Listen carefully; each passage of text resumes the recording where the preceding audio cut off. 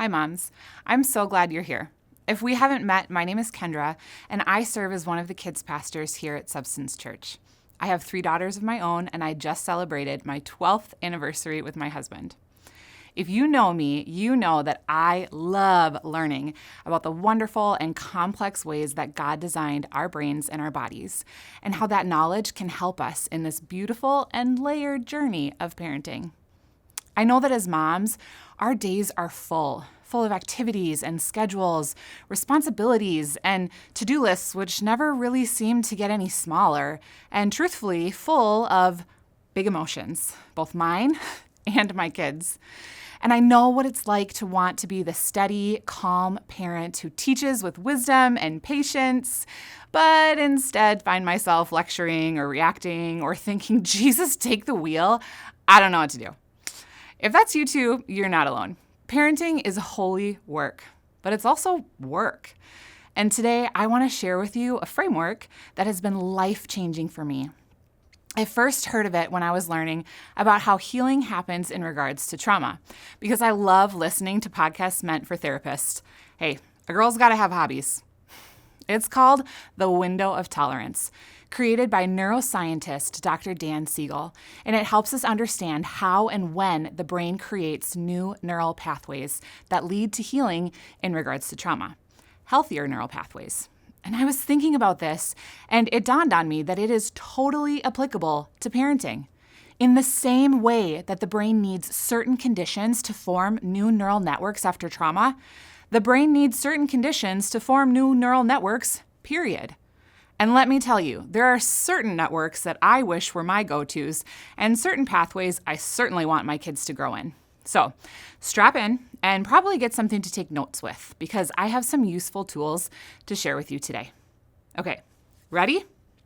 Let's talk arousal. And before you get too flustered, I know what you're thinking. Whoa, where is she going with this? Stay with me.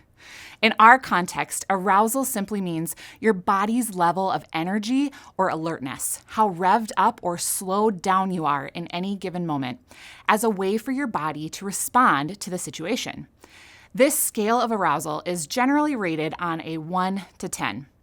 On the high end, we have hyperarousal. This can be rage, panic, anxiety. When you think of your kid losing it in the middle of the Target aisle, that's hyperarousal. That wild silliness that feels out of control, also hyperarousal. Sliding down the scale, you have irritability, frustration, worry. The feelings, or the arousal, are not as intense, but your body is still responding with elevated heart rate, your breathing rate, that feeling in the pit of your stomach or the tensing of your shoulders. Now, on the very low end of the scale is hypoarousal. It might feel like hopelessness, empty, numb, apathetic. Slide a little more towards the middle of the scale and you have sad, lonely, disappointed. In the middle of that scale, you have peaceful, engaged, confident, open. And here's the twist. Arousal can feel good or bad. That's called valence. High arousal might feel awful when your child screams in your face. Or it might feel amazing when your team scores the winning touchdown. Low arousal might feel peaceful when you're resting. Or it might feel miserable when you feel hopelessness. So arousal is how much energy is in your system. Valence is whether it feels pleasant or unpleasant. Why is this important to know? That's a good question. Thank you for asking. When you understand that emotions are not just feelings, they are actual physical responses that happen in your body, you can make some seriously helpful adjustments to your parenting approach. When your kid has lost it or totally shut down, their limbic survival brain has hijacked their thinking brain, where rational thought, decision-making, flexible thinking all reside. They simply do not have access to it until you can adjust the level of arousal and help bring them closer to the center of the scale. This will restore the link between their upstairs brain and their downstairs brain. You can use this scale to inform when you teach your kids and what expectations you have on how much they can handle. When can they stretch to that new hard skill you've been teaching them? And when is it out of their reach? A 1 to 10 scale can bog you down in numbers, so I want you to picture a road. In the middle of the road is the driving lane. This is your window of tolerance. Let's call it your green zone. When you're here, you feel grounded, flexible, curious, and connected. You can still handle life's bumps and steer straight. There is a great deal of information flowing between your limbic survival brain and your upper thinking brain. Now, on each side of that lane are the shoulders. Let's call these your yellow zones. These are your stretch zones. You're a little activated, maybe sad or worried or excited. It's not perfectly comfortable, but you can still think mostly clearly and even learn. In fact, this is the zone where the brain builds new neural pathways. This is where growth happens, and it's important because we need a little stretch, a little challenge, a little discomfort to help us learn. But then beyond the shoulders are the ditches. The ditch on the low end of arousal is the hypoarousal that I was talking about earlier. This is where you shut down, freeze, or go numb. Let's call this the blue zone. The opposite ditch is hyperarousal, where you lose it, rage, panic, hysteria, or even bouncing off the walls excitement. Let's call this the red zone. And here's something parents need to know. You can land in the ditches with positive emotions too. Remember when I said there were two parts to the scale, arousal and balance? Christmas morning, birthday parties, vacations. Your child's body can be so charged with energy, so much arousal that even joy, high valence, can kick them right out of their window of tolerance. Have you ever had a holiday meltdown that made you think, why are my kids losing it? This is supposed to be fun. I've planned all the things they loved. I've stayed up late to make them happen, and now we're all a hot mess. Now you know why. Hyperarousal. Even when it feels good, it can still limit their access to logical thinking, decision-making, and so on. So here's the thing. The goal isn't to learn to stay in the green lane all of the time and avoid the blue and the red zones at all costs. Honestly, that would be boring. We actually need the full range of emotions from sorrow to ecstatic joy in order to experience the fullness of life. And I know that doesn't sound like good advice, but trust me, when you start disconnecting from valence to avoid that icky bad feeling, you are also disconnecting from feeling good valence. You stunt both sides at the same time. And God designed us to feel the full range of emotions that He gave to us. The real goal is learning how to navigate the zones, how to stretch without crashing, how to visit the ditches and know how to climb back out, to slowly widen your green and yellow zones so you can handle more of life's challenges without veering off the road. To grow so that some offense that would have tipped you straight into a ditch, now you can navigate in the yellow zone instead. In the world of healing from trauma, what this means is you have to visit the shoulder zones in the presence of an empathetic witness to create meaningful change in your brain. If you are completely in the green zone, unaffected, no healing happens. If you're completely in the blue zone or the red zone, hypo or hypoaroused, you won't heal either. In fact, you can re-traumatize yourself. The goal is to revisit your trauma in the yellow zone with the presence of an empathetic witness. This will help create new, healthier neural networks rather than the old ones learned through trauma. So, how does this apply to parenting? As a parent, you want to recognize which zone you and your kids are in and adjust your tools and expectations to the appropriate zone. Here's where it gets practical. Most of us, myself included, try to teach our kids in the wrong moments. We explain, reason, and lecture when our child is outside their window of tolerance. But when their brain is dysregulated, it literally cannot absorb new information. It's like pouring water on a rock. No matter how wise or loving your words are, they just roll right off. Have you ever felt this? I am telling you really wise things now. Why aren't you getting it? Stop and ask yourself which zone your child is in. Notice. Stop and examine which zone you are in. You can match your expectations and your tools to the zone your child is in, and this is much more effective parenting. In the green zone, when kids are calm and connected, that is when we teach. We model skills, we explain them, we share stories, we read together, we teach. In the yellow zone, when kids are stretched but not flooded, that is when they practice. We step in as coaches. Just like with healing, neuroscience tells us kids need to be slightly activated, a little uncomfortable but still safe for new neural pathways to form. If they're too calm, nothing changes. If they're too overwhelmed, their brain shuts down. But in this stretch zone, their brain is learning and changing. And in the blue or the red zones, hypo or hyperarousal, when your kids have shut down or lost it, do not teach. I have found this is the time when I am most prone to want to do all of the teaching and all of the talking, and it's just not effective. Our only goals here are safety and regulation. This is where you shelve your expectations because your child simply cannot access the tools that you've taught them before. Not because they won't, because they can't. Their thinking brain has gone offline, and it has to come back online before they can use what they've learned. This rhythm, green for teaching, yellow for practicing, blue and red for regulating, is the heartbeat of how kids grow new brain pathways and how you begin to help them learn to navigate the zones. Because while emotions can inform us, we are not letting them do the steering. When I notice that I'm in the red, I'm going to do what I need to do to steer myself back to the yellow or the green. Because even though my lower brain might hijack things for a moment, I am in charge and responsible for myself.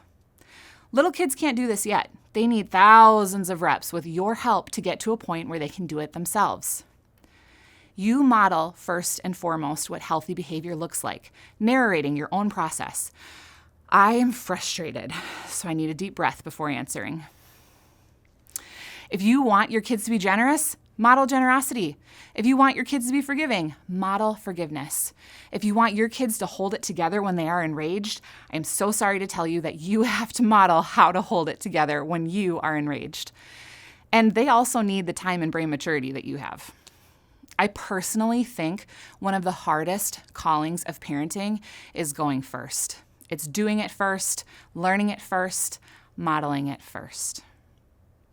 Besides modeling, I want to offer 3 tools for you to teach in the green zone: do-overs, compromises, and plans.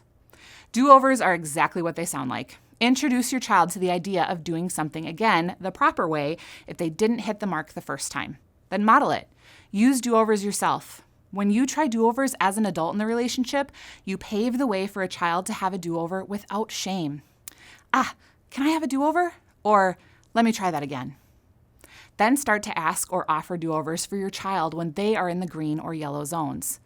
The beautiful thing about this tool is not only do you give a reset to what happened, but you are also reinforcing the brain pathways that you want to grow stronger. Another tool is compromise. A compromise is when both parties get their needs, concerns, or wants met. A caveat to the compromise that you teach when you lay this out is that as the parent, there are times when a compromise will not work. You may not have the bandwidth or the time to enter into a negotiation, and I will have to tell my child, a compromise is not an option right now. I also have veto power over a compromise. But when I'm teaching about compromises, I'm sharing, I want to hear their point of view and their ideas when it comes to problems. Here is an example. I tell my kids, clean up the table. They ask me, Mom, can I have a compromise? And I can hear them out. They really wanted to go to the park and swing for a little bit. My concern is that the table is cleared before dinner. Is there a way for them to still meet my concern and go to the park? Dinner will be done in 20 minutes, so if they spend 10 minutes at the park, they can do that and still clean up before dinner.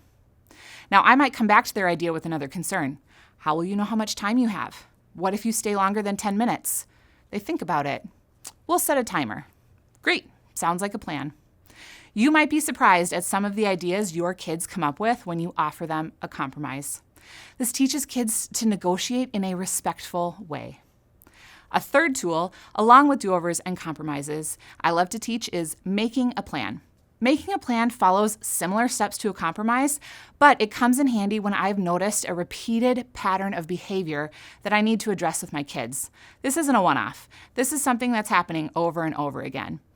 It can be as simple as I notice my child is constantly leaving her craft supplies at the table, or it can be I notice some unkind words on the soccer field.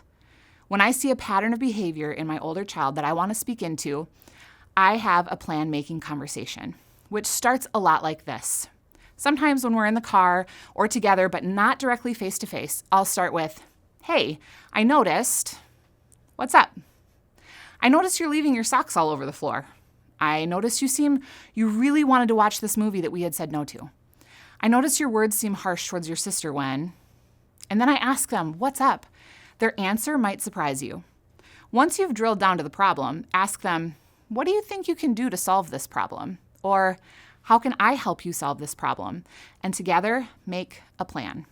This is a wonderful thing to do in the green zone because once they're in the yellow zone, they have a harder time coming up with new ideas. So if they have something pre-decided that they can reach for, they have a higher chance of success. There are times when I think I have my kid all figured out, and I am still shocked when they give me an answer to my "what's up?" or "tell me more" type questions, and I'm really willing to listen. And I just want to tell you, the more that you can position yourself as guide, as someone who's on their side, addressing the problems that life throws at them, the more your child will be willing to listen to you. You can have control over your child when they're young, but influence is what you really want. Influence outlasts control. Influence says, I hear you. I hear your concerns. I see your valid point of view, and we're in this together. In the green zone, listen and teach. Here is where parenting becomes proactive. And I understand it's difficult in the hustle and the bustle from one sports practice to the next event, but I can promise you, you will have lifelong dividends. Modeling, do-overs, compromises, and making a plan are some wonderful tools that you can reach for when you're in the green zone teaching your kids. When your child is in the yellow zone, this is like the game that you've been practicing for. Practice do-overs, compromises, or implement plans that you've made. Then when your child is in the yellow zone, you shift from teacher to coach. You help them practice what you've already taught. You might say, let's try a do-over. Ask me for a compromise. Or remember the plan we made? Let's walk that through. For younger kids, you can also give them words when they're stretched and they can't quite think of them on their own. Tell them, I'm still using that toy. You can have a turn when I'm done. Or stop, I don't like it when you push me. This is the cycle. Teach in the green, coach in the yellow, regulate in the blue and red. Over time, this steady rhythm builds resilience and helps kids learn to navigate their emotions. So, as you go about your week, I hope you take this with you. Try to notice and name which zone you are in. Notice and name which zone your child is in. Noticing and naming is a great first step. Then, choose one tool that you want to introduce and model to your kids this week. Thanks for staying with me. I hope you were as delighted by this little bit of parenting neuroscience as I was.